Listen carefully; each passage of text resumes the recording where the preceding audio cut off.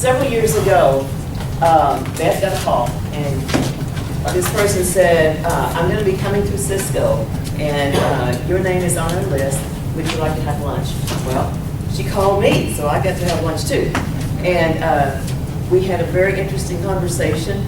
It went on to lots of the issues of the day, things that are in the courts, the religious freedom, life issues. And so we developed quite a friendship. And this person is hard at work, spreading light and liberty, I would say, protecting and defending those issues. The organization is Alliance Defending Freedom, ADF, and he is advanced in the company from the point we first met him, but still doing that great work of trying to maintain liberty and the right of people to live according to their conscience. So I would like to introduce to you Lance Bauslaugh.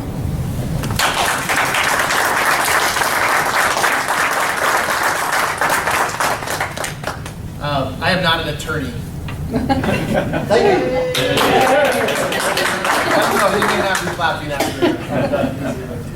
I don't like standing in front of podiums, but I'm going to stand here because I have some notes. We're videotaping this, and so what I'm going to walk you through first here is kind of who we are as an organization, some of how we got started, and what Alliance Defending Freedom is all about. ADF, Alliance Defending Freedom. It used to be called Alliance Defense Fund. We were started in the early 90s by Dr. James Dobson, by Bill Bright at Campus Crusade, by Dr. D. James Kennedy, Coral Ridge Ministries, Coral Ridge Ministries in Florida, by Larry Burkett at Crown Financial, and Marlon Maddox out of Dallas, who had Point of View Radio Ministry.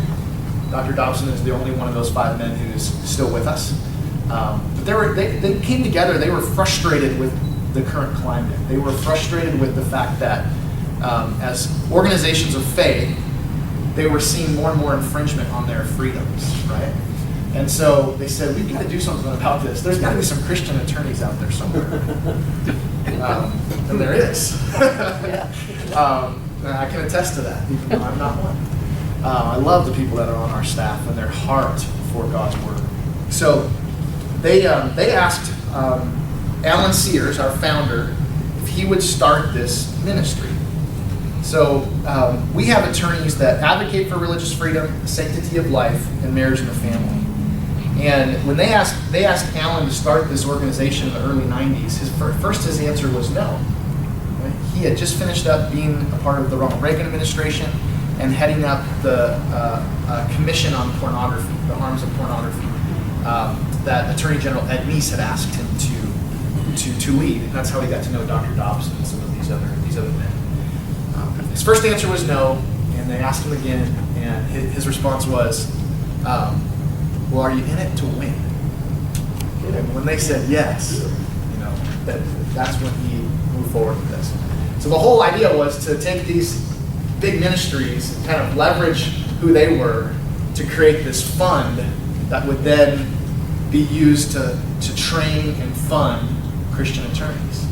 And so that's how it got started. And as a fundraiser, it is so fun for me, 23, almost 24 years later, to get on the phone with somebody who supports the ministry and say, hey, you've been supporting us for 20, 22, 23 years.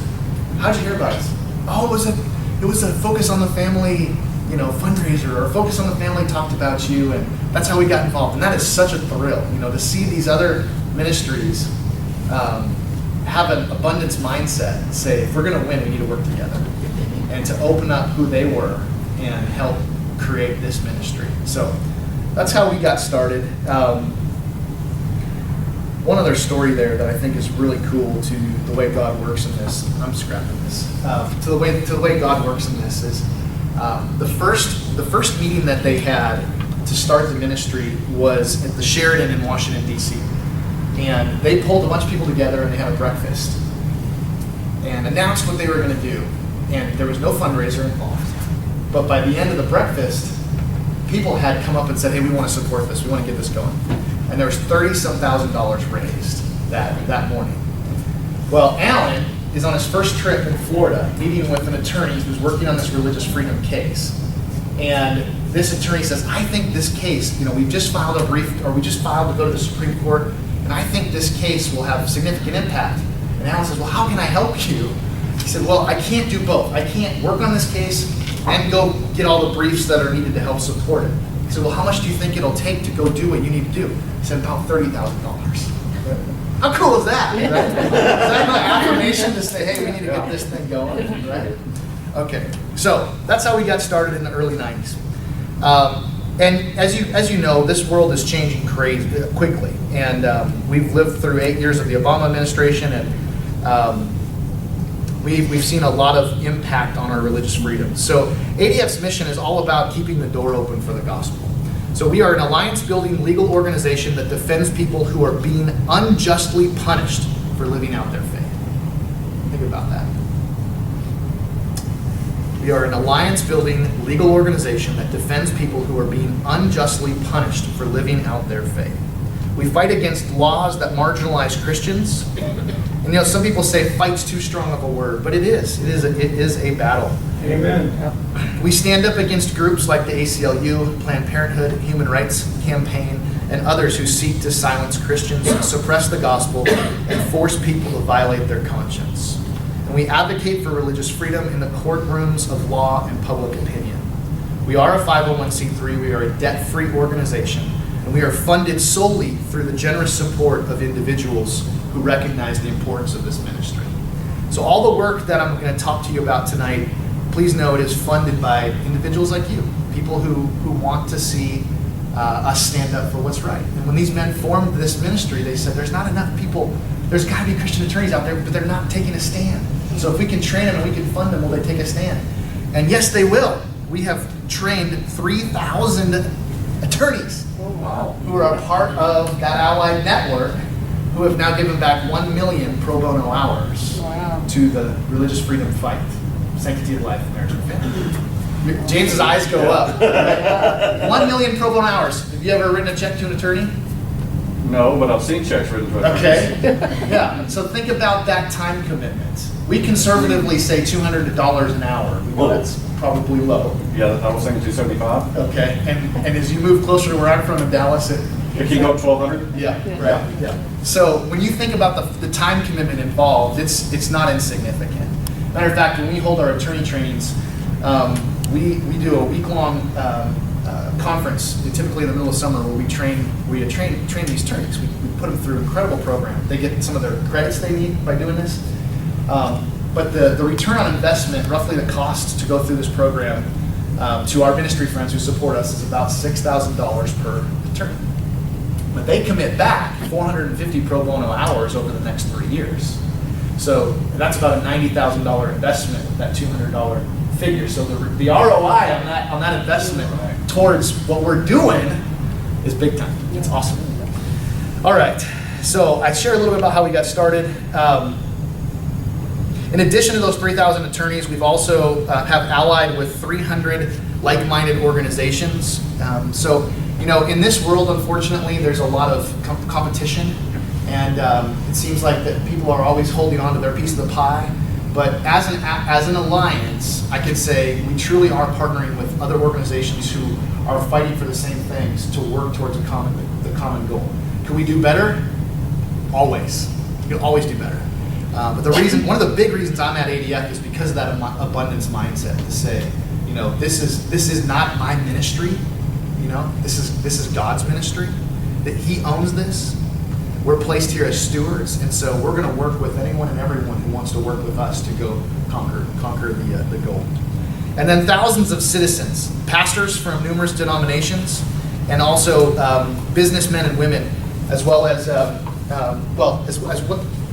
other small business owners. I've got only a few resources for you in the back, and some of you may have seen this already. This is a Protecting Your Ministry guide for ministries, for pastors, for Christian schools, for Christian camps, who are dealing with the sexual orientation, gender identity laws. Okay, there are some great helps in here on how to write your bylaws. How do you put yourself in position so that you're actually protecting yourself?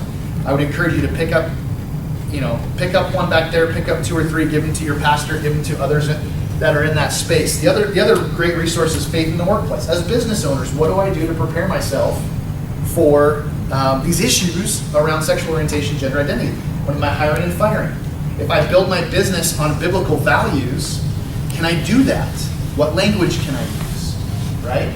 And there's some great helps in here to help you with that, so that you're not, so you're not one of, you don't end up one of our clients. But know that that's not a problem either. We'd love to help you out. And then the last thing here, kind of on just who we are, our mission statement is to keep the door open for the spread of the gospel. So the reason we exist is so Dr. Dobson and Bill Bright and those guys can go do what they're called to do. So that we can work on helping keep the door open so that the gospel can freely be shared. And I think that's so cool. And now, because of where we're at in the climate of our country, you'll hear with some of these stories with our clients, they're actually proclaiming the gospel loud and clear by taking a stand for their faith. And it's so exciting to see them respond to that message. I feel like ADF now gets to be evangelists when it comes to sharing the love of Jesus Christ. But our theme verse is John 15:5, and that verse is it's right there in John 15 where God's talking about Jesus is talking about He is the vine and we are the branches, right? And the branches have to be connected to the vine to receive the nutrients they need to produce the fruit. When you cut those branches off, what happens? They don't produce anything, right? And John 15:5 says, "Depart from me, you can do nothing." And so that's what this ministry is all about. We are connected to that power source. We recognize that it's God who's working through us, who is doing this work. And it's our job to be there. It's our job to show up. It's our job to stand in the gap. And it's really exciting to be able to do that. So I want to share a few client stories with you right now, and then we'll get into more details a little later. But one of our clients right now is Fire Chief Kelvin Cochran. And maybe you've seen his story in the news. I'm not going to show a video on this one yet, but I will in a minute. Thank you, Ruth. I love how you're ready to go. Fire Chief Kelvin Cochran is from Shreveport, Louisiana. And maybe, have you seen him in the news? Has anybody seen him? Yeah? You've got to go look him up. If you ever get a chance to hear him speak live, you have to hear him speak. His testimony on suffering is unbelievable. It's awesome. He is a 2012 Fire Chief of the Year. So he grew up in Shreveport, and I will not do his story justice, but it's a good one. He was 8 years old, living in a shotgun house. Dad had left the family, and he says, Miss Maddie's house caught fire in the back alley. And here I am, a little 8-year-old boy, and I see this house burning down, this fire truck come up, and he goes, and I was smitten. I knew right then that I wanted to be a fireman. Well, he was one of the first African-American firemen in Shreveport. 18 years later, he becomes the fire chief in Shreveport. He gets recruited by the Atlanta mayor to become the fire chief in Atlanta. A few years after that, Obama is elected, and Obama recruits him away to be the head of all fire and safety personnel in the United States. So he goes to Washington, D.C. and does that for almost a year before the mayor of Atlanta recruits him back. Says, hey, we need you back here in Atlanta. To make a long story short, he did some really, really good things with their department, helping even lower some of the insurance rates in the city of Atlanta because of how well they performed as a fire department. But he also had a passion for men. Growing up without a dad, he wanted to pour back into the lives of young men. And so in his church, he led Bible study, but he also had kind of his own personal men's ministry. And so he wrote a devotional dealing with biblical manhood. And in that devotional, he addressed what authentic manhood looks like in the sexual sense, in a relationship. And he dealt with homosexuality in a couple paragraphs in this book. So one of the Atlanta City Council members who's homosexual got a hold of this, put it in front of the mayor, so we've got to do something about this. So here's a man who has, he's been at the highest office in the land, Fire Chief of the Year in 2012, no marks on his record. He could tell you all kinds of stories about all of the discrimination he went with. He dealt with early on being African American in Shreveport, having to sleep in a bed that was just for African Americans, having to wash hands and wash dishes in scalding hot water because his boss didn't want to get any of those cooties everywhere, right? And so those are his words, not mine. And so he dealt with this. And so he worked very hard to make sure that everyone was accepted.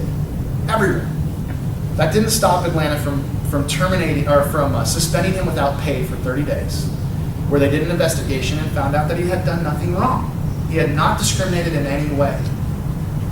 But they felt that a man with this type of conviction could not be a leader in their city, so they fired him anyways.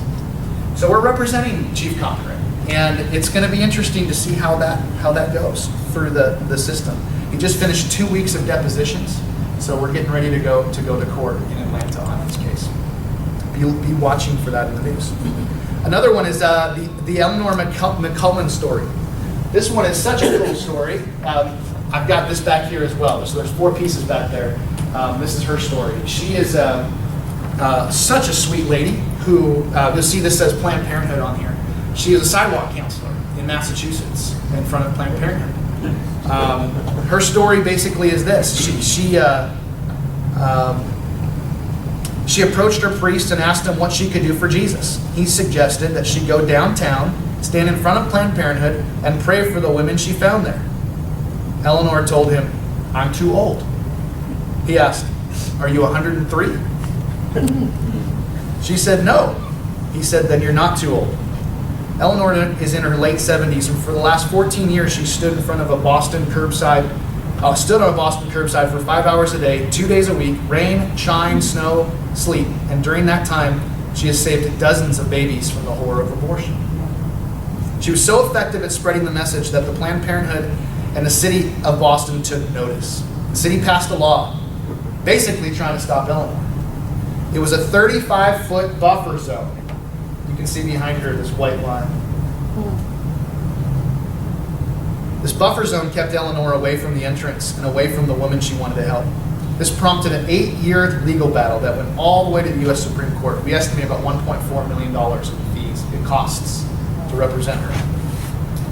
Thankfully, we won a decisive victory ensuring Eleanor and other sidewalk counselors are constitutionally protected as they engage women considering abortion. Pretty cool. The other story I'll share with you right now is one that I got to attend in person 2 years ago. And this is Pastor and Mrs. Reed out of Gilbert, Arizona. This gentleman was a pastor in New York for years and retired to Arizona, where he started another church. They had a little sign that they stuck out to tell people where church was.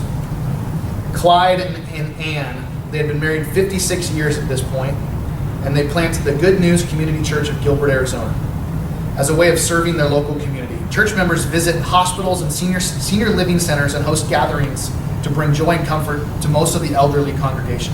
This little church doesn't have its own facility. Instead, they rent space and use small, I'm talking this big, temporary signs, right? Little yard signs, like,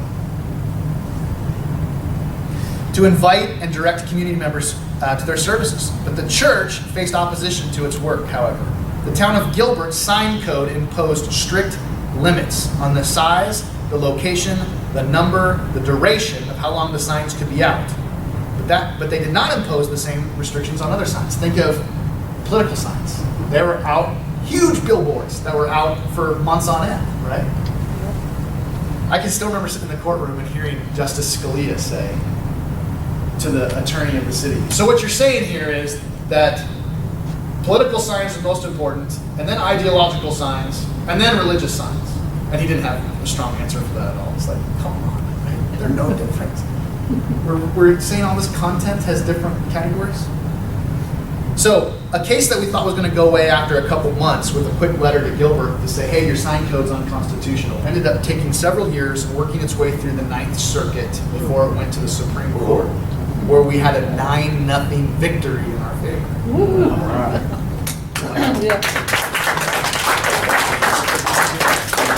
Nah, applaud to me. This is good. So I'm going to be in our office tomorrow, and I'll let the attorney who worked on this case know you all applauded in here at Eastland. The fun thing for me as a non-attorney was seeing how God works. So you have this case that you think is going to be a quick letter and it's going to be over. And yet it goes through the Ninth Circuit. 4 losses, I think it was 4 losses, it could have been 3, before it ends up going to the U.S. Supreme Court, where we have this resounding victory, right? Well, only God would say, I'm going to use this retired pastor and his wife and use them in this way. He finds them faithful and their willingness to take this up to where we have a victory at the Supreme Court that now has a precedent across the whole country. How cool is that? Yeah.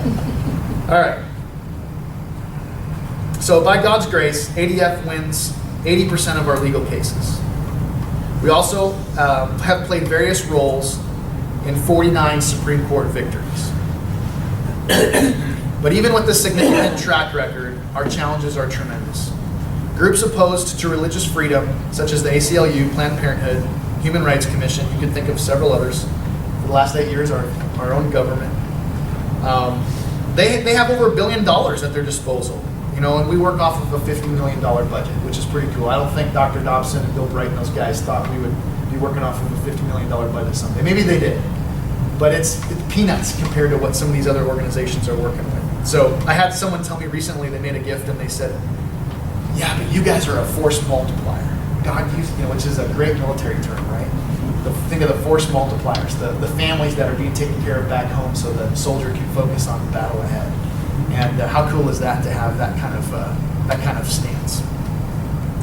So I kind of just want to leave it there and say there's other things I want to talk to you about.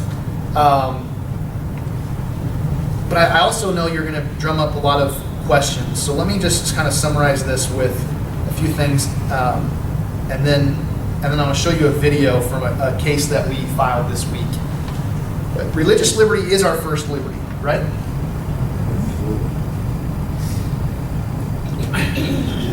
Sociologists have found high statistical correlations between religious liberty and the presence of other fundamental freedoms, including civil and political liberty, freedom from the press, and economic freedom. Any state that protects religious liberty thereby limits itself. It reduces its own power voluntarily when it acknowledges there are certain rights that are given by God. That's why y'all are in this room. It's so cool to be able to represent people and take that kind of that approach. Our culture doesn't see it that way. Our culture, so sanctity of life, our culture that values life will not embrace will not embrace the intentional destruction of life, whether children in the womb through abortion or the sick or elderly through euthanasia. By defending life, we protect the most vulnerable members of our society. That's what we're called to do as followers of Christ. And marriage is good for humanity because it's good for individuals. Healthy families are the cornerstone of our society, leading to better outcomes for children, reducing poverty, protecting women, and bettering communities as a whole. We focus on same-sex marriage, but I gotta tell you, this thing's been going on for a long time. And, no-fault divorce laws and just the culture of marriage in general. I had someone tell me the other day, I know what you're against, what are you for, right? What are we for? For strong marriages, for biblically grounded strong marriages. Thriving, healthy marriages and families reduce the need for ever-present, ever-involved, ever-growing government.